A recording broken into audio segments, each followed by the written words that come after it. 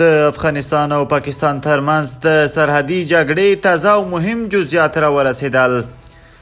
د اسلامي امارت ویاند وایي پاکستان په خوست او پکتیکا کې 19 ملکیان شهیدان او 26 ټاپیان کړي دي. د اسلامي امارت ویاند وایي د ځوابي غچ په بدل کې پاکستاني پوځیانو پر پوستو اوریز بریدونه روان دي.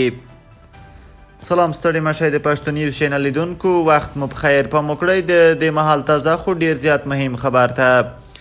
د اسلامي امارت ویاند وایي پاکستان په خوست او پکتیکا کې 19 ملکیان شهیدان او 26 ټاپیان کړي دي.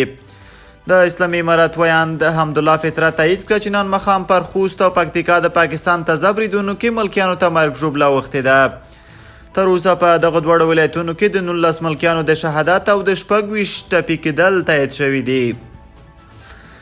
د هاخوا بیا د ننګرهار پر خوږیاڼو ولسوالۍ هم د پاکستان په بمبار کې زاویاني استاد د 18 ملکیانو د ټپي کېدو پخلی شوی دی. پښتني استاد ځینو سرچینو په خوست کې ویلي چې لا هم د جګړه روانه ده او د سپکو او درنو وسلو غږونه اورېدل کېږي.